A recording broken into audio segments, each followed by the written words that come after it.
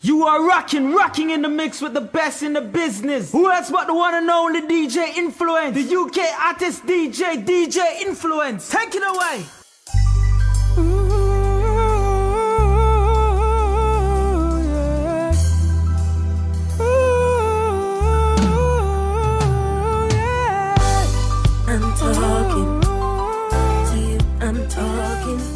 A few years ago, I started to see this No Shave November campaign. I didn't understand it then, and to be honest, I don't understand it now. Why? Because as long as I can remember, I've been seeing the Philly Beard. Questlove, Philadelphia Freeway, Benny Siegel, all rock the style. Whether you know it or not, Philadelphia is a culturally rich city and home to various things, including the Philly cheesesteak, the first ever slavery protest, and the Philly Beard. Today's guest is an expert in the field of keeping your beard fly. He has his own branded beard products that are not just sold over the internet, but if you're in Philly, there's a good chance your barber will upsell you the Bell Home Beard Butter. Red Beard, welcome to the Conscious Conversations podcast. Peace. Thanks for having me. Anytime, family. I'm just going to jump right into it. Explain to me, I live down south, but like I said, I've known of this phenomenon on the East Coast, especially in Philly, with this whole beard thing. What can you drop some knowledge on the whole Philly beard for? More so, the Philly beard is really a way of life. It's really just a lifestyle. It's not a trend. It's more so a lifestyle. And to be honest with you, I'm not sure where it started, the origins of it, the genesis of the Philly beard, but it's something that we've become very popular for. Like, you see a person out of town, across the country, across the world, and you could pretty much look like you from Philly. You just get that vibe from him based on his beard. Gotcha.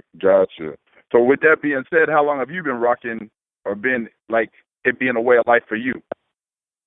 Oh, man. It's been a while. So, I mean, I've been off and on with my beard since 17, maybe, since the first time my facial hair started growing. Oh, okay. I did one dab with it, so I used to get it cut low when I was younger, but then probably for the past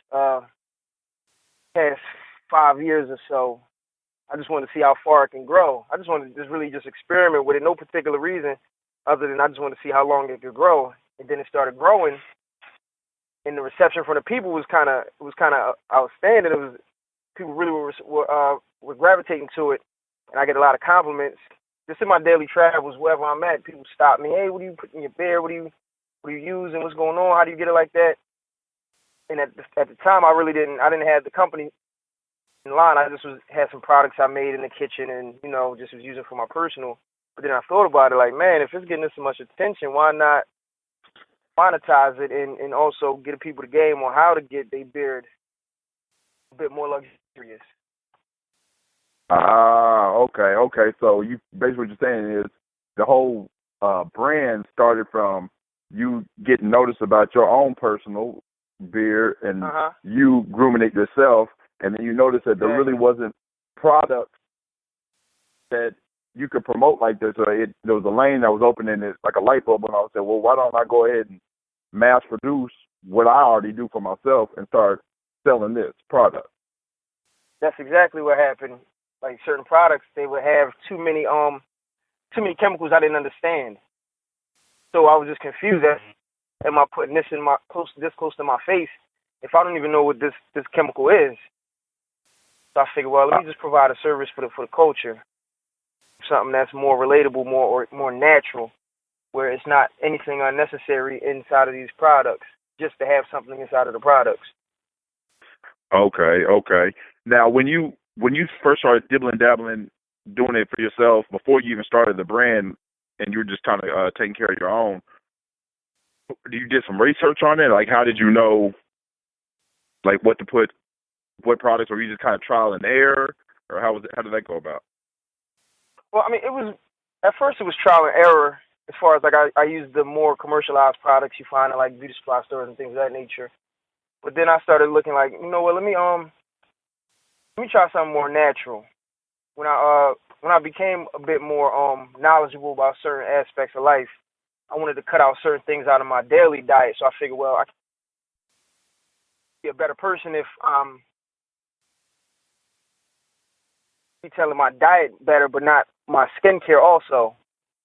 So I did my research on what was helpful for the skin, because I feel as though the most important part of my beard is my skin, because it starts at the root. So I did research on what specific products are beneficial to the skin, that aren't too harsh, that keep my skin clean, so it can promote beard growth. And I came across some great ingredients, and decided to incorporate those. Then doing more research, I found more ingredients that work well with the ingredients that I had.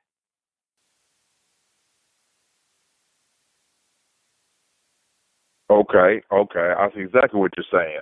So what we're also saying is it also started with your way of life and on how you were living your day to day, which is what helped with the ingredients. Yes. When you said, I'm going to assume, this is just a guess, when you started thinking of the way of life, are you talking about like maybe cutting out some animal products, or maybe you stopped eating pork or something like that? Yeah, like I never really ate pork at my house. My mom just never cooked it. My dad never. I don't think my dad probably. I don't know, but we just never really had pork. But like I eat red meat, a lot of beef and turkey, and of course chicken. So just cutting back on those things, the meat, being more pescatarian. Okay. Be more conscious about that, and then the next evolution of that is saying, hey, well, what if I'm cutting it out and putting it on my inner body?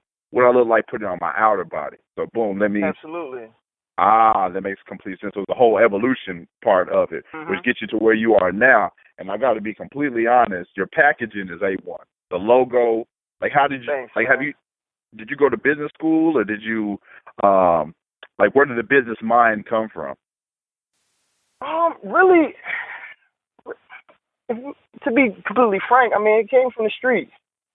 Okay. I haven't been to business school, formal business education, but more so like my parents. They've always.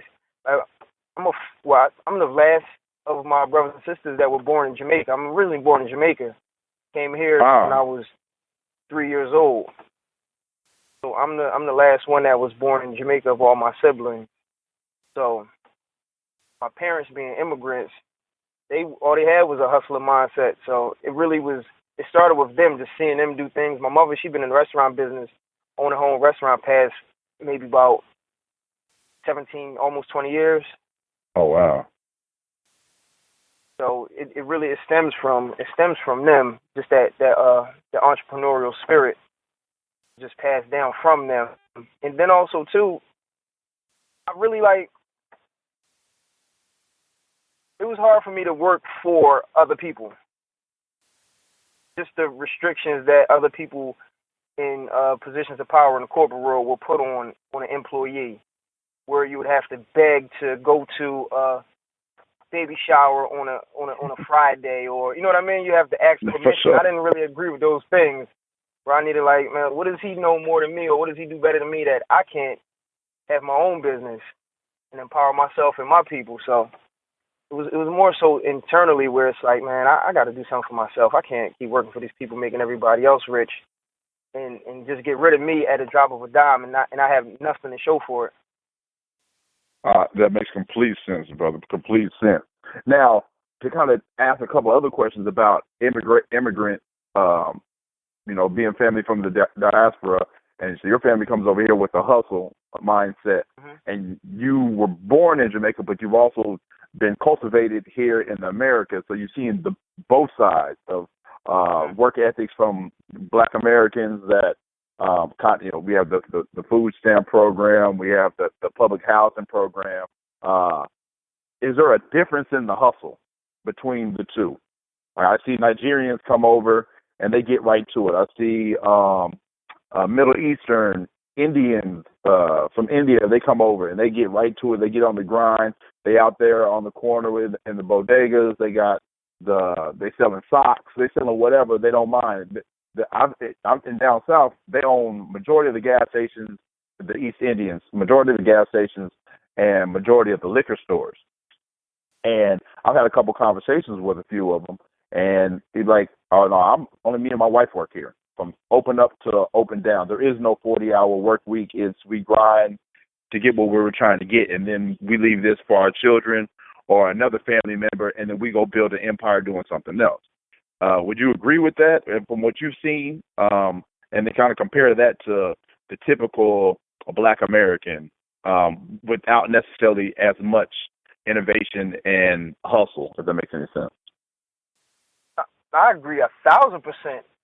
Because the same people that own the gas stations and the corner stores down in the South are the same demographic that own them up here. So it's something just nationally that's going on. That's just where the Black community, the quote unquote African American Black community, where it's some sort of economic difference, I should say, as compared to the Black people that are immigrate to America, where the immigrants like you named, like the Nigerians, the Haitians, the Jamaicans, those sorts of people, they have a different work ethic. And not all, because I don't like to make blanket statements, but from my experience, it seems like the immigrants hustle a little bit harder. And I think, I don't know, maybe it's because they view this country as an opportunity, where some people that are born here, that have been here since forever, may view it as sort of an entitlement, if that makes any sense. Because it seems as though like people they work harder, they just work harder, and there's nothing really more to it. There's other aspects of it, other programs that were designed to, in a sense, oppress certain people. Of course, we can agree with that, right? Oh, definitely scientifically put together to put us in a bubble and in that barrel that they talk about, the crabs in a barrel situation. This is a very interesting concept. I want to come back to that because we talk about the crabs in the barrel theory, but a barrel is not a crab's natural environment anyway. So how did people expect crabs to act in a barrel? But we can get back to that. You understand? So right. it's the people just work harder because I feel as though they view this country for exactly what it is, just the economical opportunity that it is. Because there's so much money in America.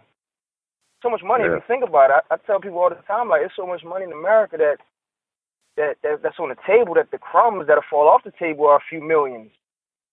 Mm-hmm. Like, America is one of the only places in the world where you can actually change class. Like, you can be poor and change class to upper class rich. And I'm speaking monetarily when I speak about this wealth. But a lot of places around the world, that opportunity isn't available. And I think that the immigrants know that when you have no running water in your country and you come here and you have running water, you have no public transportation system, you have no assistance. So whatever you can grow or whatever you can fish or hunt or gather is whatever you can eat or whatever you can live with. Whereas in America, you can get assistance. That's different from other places. Very deep. No, there was something I was thinking about myself. The whole build a wall thing that's been said a lot of times here in the past few months. On top of that, just looking at immigration as in general coming from the southern border of Mexico, and I watched some type of documentary, man. This is what really opened up my eyes. It was something, it might have been on HBO or something, but there was a town in Alabama that pretty much shut its doors to immigrants. Like, hey, we're shipping you all out. They called immigration, got them all out of the town. Well, the town was a farming town. It grew watermelons. That was the big export out of the town. So the farmer was like, I don't have anybody to work. You know what I mean? Like, the Mexicans were doing it for lower wages than what typical Americans would want to do it for because of the type of work it was. And so what they ended up doing, he sat with like the city council and the local mayor or whatever, they came up with this early release program for the city jail, or it might have been a town over, it might have been the penitentiary. I don't remember exactly if it was a jail or state-owned or privately owned facility, but there was an early release program for them to get out early, depending on your behavior or whatever. You work for the farmers, and you actually get a wage. You get pretty much what the minimum wage, right? And so they did this program, and it literally lasted like 60, 90 days because people were like, just take me back. Take me. I'd rather be in jail than doing this back-breaking work. And that, to me, shows the mental. Now, mind you, my ancestors did that work here in the Americas for no wage, right? And it's like, so in our DNA, like we're workers, we can work, and not just physically, but also mentally, obviously, right? You know, the founders and creators of civilization. But for us to being beat down so bad to the point where now I'd rather be in jail and confined and locked up in a cell versus doing some work, kind of shows as well, really opened my eyes to the work ethic, as well as me to question what's opening the floodgates of cheap labor into the Americas, a strategic plan, because I realized because of the boom in Detroit and the Industrial Revolution that in the unions that those type of jobs were going to have to pay more, so then the profit margins would go down. It just started making me question all that, and I don't know, I find that really interesting. Yeah, that's been going on. That strategy has been going on forever, though, in America, as far as with cheaper labor than free labor with the slavery. Mm-hmm. So I mean, that's always been their plan, and it's I think that at this point, I think certain people just won't do certain jobs, and that's what holds a lot of people back, because someone will do a job. Like for whatever reason, people always say like, I don't care what I got to do. Worst case scenario, I even go to work at McDonald's. Like, is working at McDonald's the worst job where so many people eat at McDonald's? So we really need the McDonald's employees. Like, I never understood that type of mentality where people feel as though they were above certain jobs, not overqualified, but just above. Like, I'm not doing that. And the thing where certain people coming through that immigration system, they may not feel as though they're above them jobs.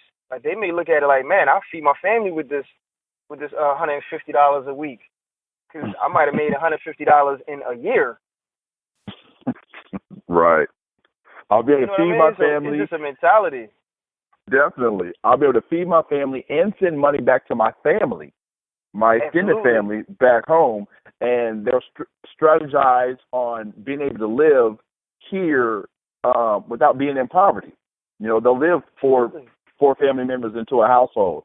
And I don't know if that's normal practice all over the world, but I do know that from my research, that was normal practice back on the continent. You know, having grandmoms around, you help take care of your parents. Like, you know what I mean? It's a group. It's a small little tribe, and everybody looks out for each other versus the independent mindset here where, hey, you're 18 now, you're grown, get out and go get your own. It's like, first off, you don't have all the tools to get your own. Monetarily, you don't have all the tools mentally because there's some things that you haven't seen yet. Now, do I want to rush you out there for you to bust your head and have to come limping back, or do I want to make sure that you're able to succeed the best way possible? Absolutely. I think that's a missing component in a lot of households, that preparing people for the world as opposed to preparing them to turn 18 and get out their house. Just freestyle when they get in the world. And a thing that you touched on that I really appreciate is when you said just having grandmom in the house and grandpa in the house and building like that, having that small tribe in the house. I think having the elders around the youth is extremely, extremely important, because the culture is passed down through the generations from the elders to the youth. And a lot of us, when I say us, I mean black people, a lot of black people, we don't understand our history. We don't understand our culture thoroughly because we don't know anybody past our mother's mother. So we don't know anybody past grandma. Like, you ask somebody, what's your great-grandfather name? I don't know. What does he look like? I don't know. Right. What's your great-grandma? Where's she from? I don't know. But we know grandma, and that's where it stops. So if you don't have those relationships, it's hard to really hold on to your history. You know what I'm saying? I think that's really, I think that's missing. Like, I don't really believe in putting the people in the in nursing homes and all that. I don't think that's the best course of action for us. I feel like those grandparents, and the crazy part nowadays, grandparents are so young. Mhm. Grandma might be 40 something. So like these grandparents of a certain age, I feel like they should be in the homes teaching the children proper education of the world, because when we go into just what's going on in these scientifically proven forms of oppression towards certain people, the school system is one of them. Outside of the nutrition and the health care products and all that, like the education is another obstacle that people are fighting against, because it's not really giving us our proper history, our proper culture, to be the best us, as opposed to just go work 9 to 5, get a bunch of debt, and try to survive off of that. So, I mean, that's something I really advocate, just having a line of communication with the elders, even if it's not your grandmother or grandfather, just elder people. Mhm. Speak to them. Let them know that their information is still valuable. We definitely need it. I can't do nothing but agree with that statement 1,000% myself. And when you're around your elders, you'll pick up more game, right? You know what I'm saying? Yeah. They'll put you on things that you had no clue that these doors could be open. Hence, like what we're talking about with business ownership. When we go back, we don't have to go back far. We can go back 50 years ago, and the makeup of black-owned businesses was a lot different than today's makeup of it. Not necessarily the genres or the classifications or industries, but just the fact that there was more black businesses then than there is now, which is so intriguing about what you do, and the fact that you saw a need and put that in the marketplace versus just saying, I'll just go to Sally's and just use whatever they got there, but having an innovative mind of doing what you do. So with that being said, how did you come up with the logo? Because the logo is fresh. Are you a graphic designer, or how did that come about? No, I just had some ideas in my head, and I spoke with a graphic designer that can put it together, and they gave me a few sketches. And out of the 3 sketches that they gave me, I kind of combined all 3 of them. Because like if you look at the logo, it's like a dark Caesar haircut, right? Right. Initially, it was a hat, but I said no, I can't put a hat on there because now I look like I'm just targeting specific looks, like a specific type of person. Where it's like, no, this is everybody. If you want to wear a hat that's on you with your beard, or if you wear bow ties, it's just inclusive to everybody. So it was just more so like a combination of things I was speaking to my graphic designer person about, and then the 3 sketches that they gave me, just combining them, taking away certain elements, adding the stars around, and adding the colors. The colors were very important too. The red and black. Yeah, those were. I feel those are very important because I needed the black in there. Obviously, I needed that in there, and like the red, it gets your attention. Definitely. Attention. And also, I was thinking more for the long term too. Like I needed something simple that I could also put on a shirt that wouldn't have too many working components that it prohibit me from branding it on merchandise. Also. So you were from the door thinking long game. Absolutely. Yeah, it's definitely a good, crisp logo with definition. That's what I ran across you, man, on an Instagram post or something like that. And I don't even have a beard. Like, unfortunately, I'm still on the plantation, and one of their policies is that isn't a professional look. So I'm allowed to have a goatee. But I looked at it and I saw it, I said, whoa. And then I get into your page, and I'm seeing the reviews and the people that I had with your products. And I said, well, I got to reach out to this brother. He's putting in work. Now, with that being said, how did you expand? What was the marketing campaign like? So, boom, you got an idea, you got a logo, you know the type of ingredients because you've been using it for yourself. Well, when the production of it, without giving out too many of your personal jewels, how did that come? I mean, it's in a nice little can. Like, how did that all come about? I looked at I looked at the places that I wanted to sell. First, I found out that I had a product, right? I had something. The light bulb went off. So I said, all right, well, this is what I'm going to do. I'm going to make this product, but now I need my product to not look like everything else that's out there. Because regardless of what's different inside of the container, if it looks like everything out there, it'll just be everything that's out there. So I needed something that was different. So I played around with different containers. I started out with a smaller 2-inch by 2-inch diameter cylinderish jar. Excuse me, that was glass with a plastic top. I started with that. Then I said, nah, this doesn't really stack well. Because I'm thinking about when I place my product inside of retail stores. So the cylinder shaped jars, they didn't glass jars, they didn't stack well. So I said, nah, I can't really do that. It'd take up too much space. So I went with a metal tin, a red metal tin. But then the issue with the red metal tin was it wasn't a screw-on tin, so it doesn't travel well. Like if you put it in like a suitcase, it may slip off too easily. Okay.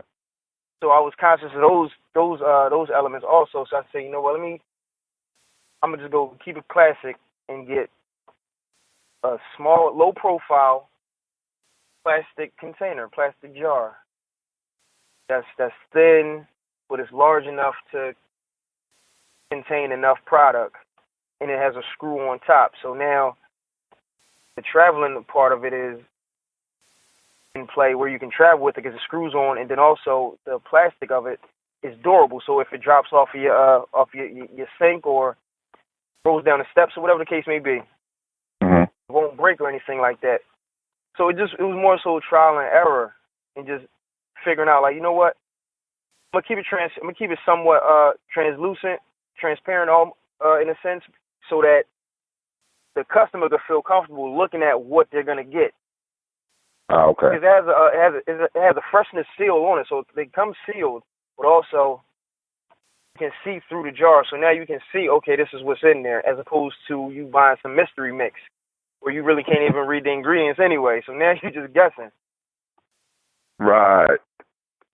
I have to say, man, the packaging looks great. I have been to my local African cultural store, and I've seen some of the products in there. I've seen some that people are making at the crib or wherever they're producing their products and bringing them up there to sell. And I've seen some products was like I bought some just because it's like, hey, I want to support. But then you get home on the ride home, the top is coming off. They jammed it full of product, and it won't stay closed. The plastic is super flimsy. There is no label on it. So I know you probably seen the same. Our people have done a good job as far as being entrepreneurs, but as far as innovating and making it look as good as what you would buy in a retail store from a product from another group of people. Like, you know what I mean? Like, that's a main reason why I believe, like, some of our people do not buy black or aren't even thinking that, is because they feel in their heart based on what they've seen and experienced that it's inferior to the other. Not that it's necessarily, but a lot of it's just by eye. You know what I mean? Not taking out the time to doing what you've done and go through the details of, boom, a dope logo that'll catch your eye with the poppy colors. Boom, making sure that, hey, you can see in it. Taking the extra step and saying, hey, man, I'm going to get the sealable lid, the air freshness lid. You know what I mean? Now, I'm sure it costs more to do that, but the reward is bigger. But was it really that difficult? Honestly, no, because let's think about this. Like, most people have social media. Like, social media is the way of the world today. So most people are on either Facebook, Instagram, Twitter, Snapchat. A large portion of their day. So my thing was, you know what, let me just go black. I'm going to delete my social networks and lock in and figure this part of it out. Because at one point it was taking too much of my time. And not even for any beneficial reasons. Just you go down that rabbit hole, you look at this page and click on this link, and you back on YouTube, and then down here researching this. So, yeah, it gets deep. So I said, let me just pull back and just delete everything and just zone out and it really wasn't difficult. But now what it was, I made a lot of phone calls, bought a lot of products I didn't use, a lot of samples were sent out, but I finally figured it out. And when I figured it out, I said, okay, this is good. Now I feel as though I can compete. Because whatever I do, I want to be the best. Mm-hmm. Like, I want to be the best. Like, hands down. I don't want to just be in that middle, that lower. I'm trying to be the best. So I feel as though when I was creating this product, I had to put the best ingredients. I have to have the best logo, have to have the best packaging. And that was more important than anything. So when you ask, was it difficult? To me, it wasn't difficult. But if somebody really doesn't care about these things, then it may be difficult for them. But it's really just using, we have smartphones. We have smartphones. Be smart. Mm-hmm. That's simple. You know what I mean? Like, be smart. Use the technology that's afforded to us, because we all have the same technology for the most part. Yeah, I definitely agree. Now, with that being said, so boom, you got the smartphone, you got everything together. All right, I'm going to get off the gram, I'm going to get off Snapchat for a minute and lock and load on this business so I can actually be spending time on something, but I'm receiving something, some type of gratification back in a bigger way than the instant gratification from this shorty that looks amazing, or, oh, that's a dope T-shirt I want to buy. Like, you know what I'm saying? Like, and I'm with you on that. I think in this generation we spend a lot of time on social networks, like in this alternate world, you know what I mean, that really isn't, how do I want to say that, I mean, there's really not, it's a fake word. It's like a sim, like we're playing a game, you know what I'm saying? It's a simulation. It is. You know, I got a friend, and like, you've never seen this person, never talked to this person, but you know everything about them. It's funny how I remember as a kid hearing that phrase that a picture's worth says 1,000 words or something like that. And literally, you can go down somebody's gram and almost know everything about them, especially if you have intuition and you can have some sort of discernment. You know what I'm saying? You can see everything. And it's just from taking pictures, and you can get lost in those. Where boom, next thing you know, an hour of your day is gone. One of the only things that you cannot get back in this world. You know what I'm saying? It's gone. Yeah. A whole hour. Time. Boom, can't get it. So, and you didn't get anything from it. But what you did was first off, you realized that, like, I'm going down these rabbit holes. I got the same 24 hours that Oprah Winfrey got, that LeBron James got, or anybody else, and they're running multi-billion-dollar companies or situations. It's at the same time that they got. So what do I need to trim some fat from? So you trim some fat on your personal side and said, boom, let me lock and load in on the business side, which just you doing that whenever you. How long is real quick, you've been doing the beer butter? How long? Not even a year yet. I'm very new. I'm very new in the game. So it's been under a year. I believe I made my first sale in maybe August. July, maybe. Okay, so yeah, not even a year yet. So with you making less than a year, making that decision to say, hey, let me lock and load just on the business aspect of using social network, right? Within that time, I then ran across you, and boom, we're having a conversation. You know what I'm saying? And that's just amazing to me, just by changing our focus on certain areas of life, how doors open up. You know what I'm saying? But the doors always been open. We just got to walk through them, right? And so absolutely, you started using it for your business, and is that kind of how you got your first sale? And I'm sure while you're doing that, you're probably in the streets as well. Give me a little rundown on your whole marketing campaign. My first sale came from the streets. Like, I didn't have a large audience online. Like, I don't have a large audience because at one point I was anti-social media. Like, I just was, it's so fake. I don't care about this stuff. So I wasn't really using it to its full potential. So I just not post stuff for a few weeks, not log on for a month, things of that nature. So my first sales, they came out the streets. First thing I did was I called everybody in my phone. Said, hey, look, this is what I got for you. This in your beer. I'm telling you, listen, this is what I'm using. Best thing out. You're going to want to be a part of this. Some people were receptive. Some people were supportive vocally, but not supportive as in following through the purchase. But I made sure that first I utilized everything that was directly next to me before I went anywhere else. So before I even walked outside, I ran through my whole phone book and hit everybody that had a beard or, that may be interested. Okay. So then I went outside after that. And we're talking about in the same, it's a 2-day span or something. It's not even a whole lot of time. Like, it didn't take a lot of time to just hit the ground running. So go outside and go to my own barbershop, like me and my barber, Hassan, at DeMarco's Hair Artistry here in Philadelphia. And give you the address, 6720 Robinson Avenue, Philadelphia, PA, 19111. Might be the sharpest barber in the world, but, I'm biased. I feel you. One time for Haas, always took care of my beard. So he really was right there with me in the genesis of it as far as, like, put this on your client's house, let me know how they like it. So he'd put it in there, give me some feedback, and I go and I tweak this part of it, remix that part of it over there. So it started like just my immediate circle, like the people that I know for sure. Like the people that I know, I started with them first, and then I started going outside of that, and everybody in the street had business cards, giving everybody a card. Got a sample, always had some product in my pocket, always. I just always kept something in me, always in my book bag. So certain people, I give them a sample, let them put it in their beard or whatever. Oh, this is amazing. Oh, let me get one. And that's how I started to grow. Like it was from the roots.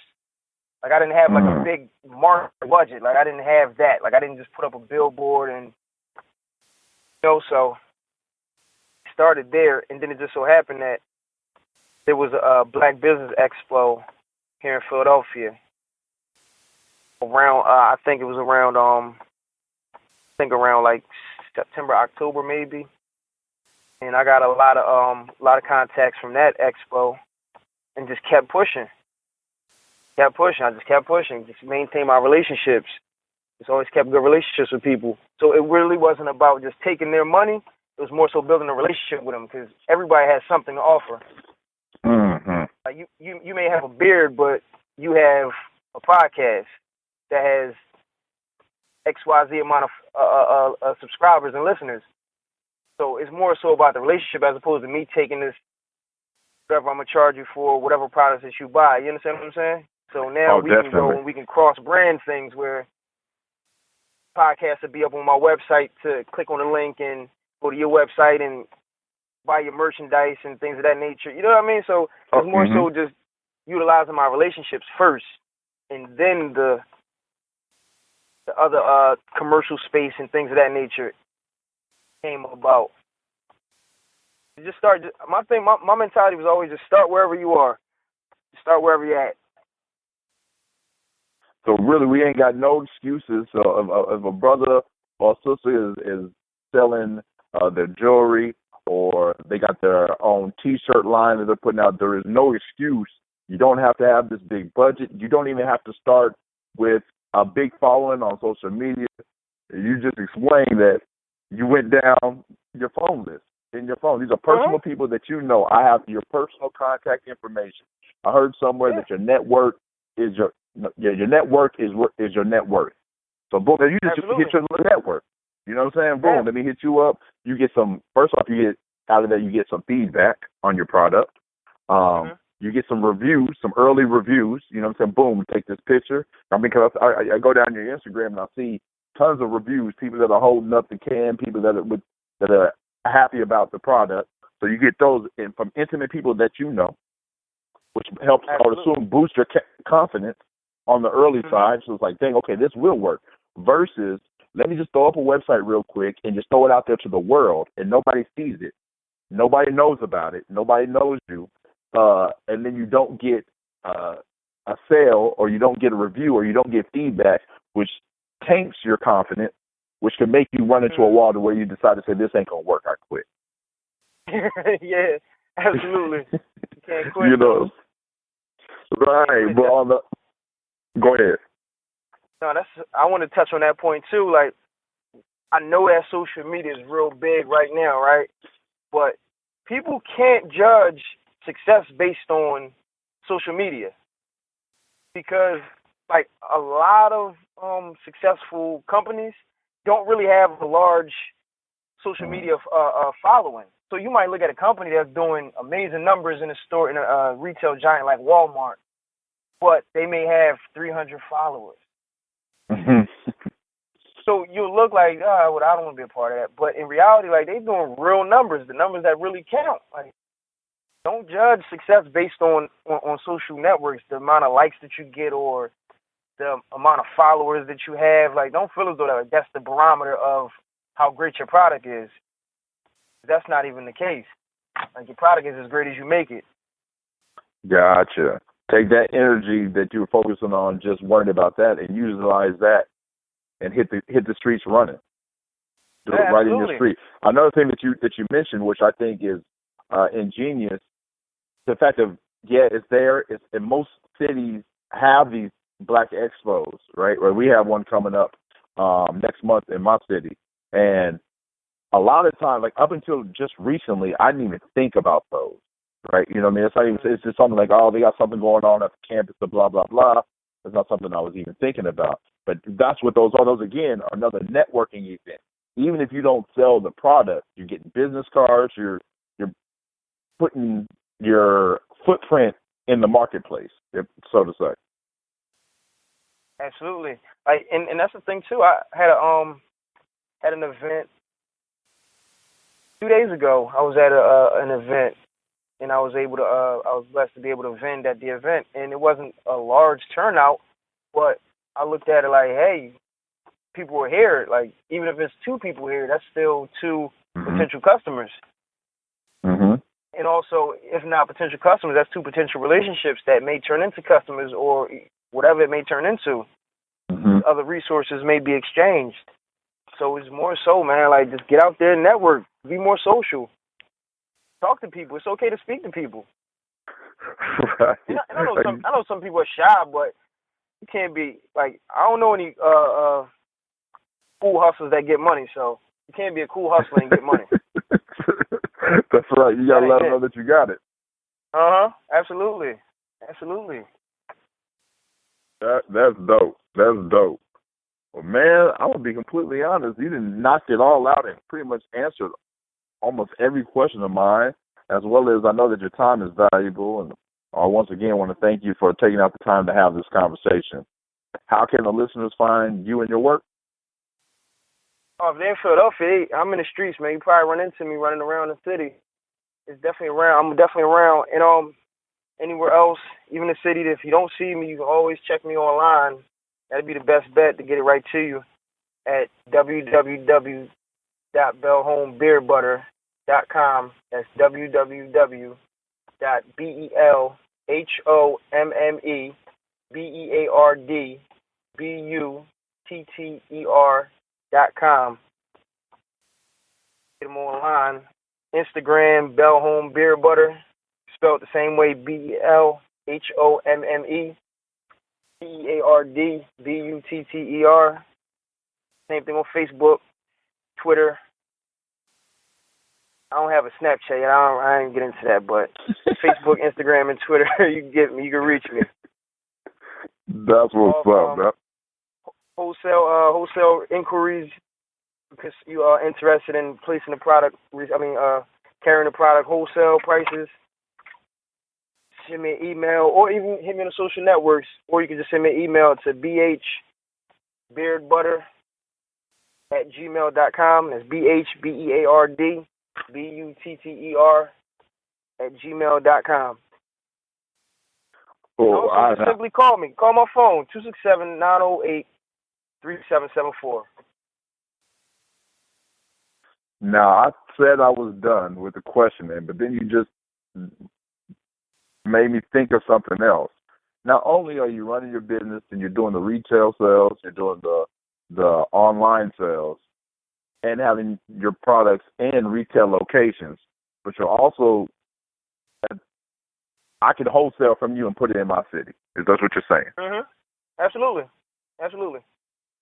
So I don't have to be the mastermind to I don't have a beard again, like I said, so I don't have to be in the kitchen cooking up and trying to figure out this work and what's good, because you've already done that work. I can go straight through you, get a wholesale order, boom, collect it, and be in the streets right here where I am, and go visit local barbers and the whole deal, just like what you're doing with your product. Absolutely, and make a nice profit too. You see what I'm Prices are saying? very fair, very fair, very fair. You want to be a part of it, and it's a great product. That's the thing; it's a product, and I urge all Black entrepreneurs that we can't complain about not supporting each other if we don't have great products. We have to have great products. That's the first thing. Like, the product has to be good.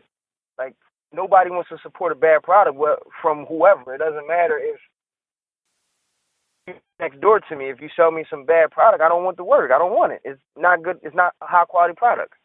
So as an entrepreneur, we have to focus on making sure that the product is the best product. Indeed. That's the number one. Quality Black business. Very important. Quality. And we can do it. It's not a problem. You just have to put the effort in it. Yeah, and start wherever you're at. Don't be afraid to start. You got them ideas in your head, just get them out. Just start it. We're very creative people. We created the world, so we're very creative people. Just start wherever you're at. Wherever you're at, whatever ideas you got, you thinking about doing that clothing line, that's fine. Do it. Just do it. You want to make jeans, you want to sell denim, distressed, or whatever the case is, just do it. You don't need $1 million. Just start wherever you're at. You might only be able to make 3 pair of jeans. And give you a hypothetical situation. If you're only able to make 3 pair of jeans, let's say it costs you $25 to make a pair of jeans, and you have $100. We can find $100. So you four pair of jeans for $100. You sell each pair of jeans for $100.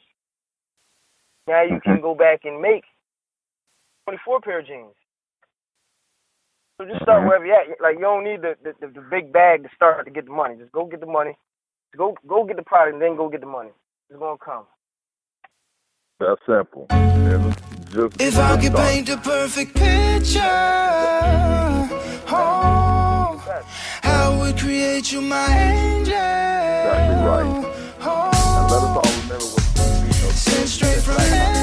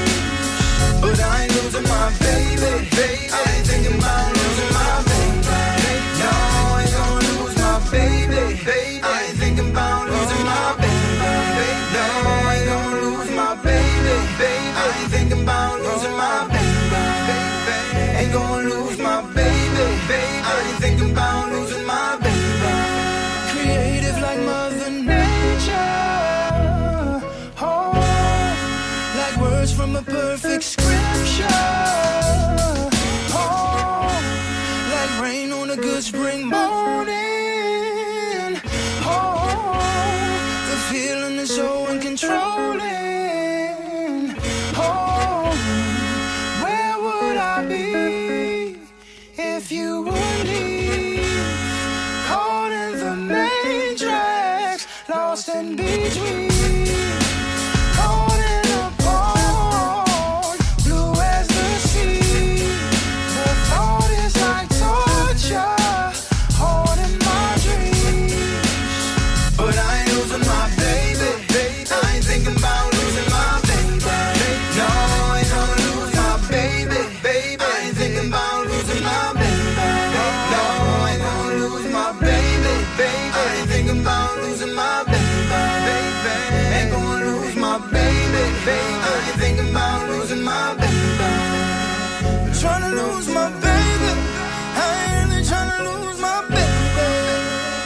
Trying to lose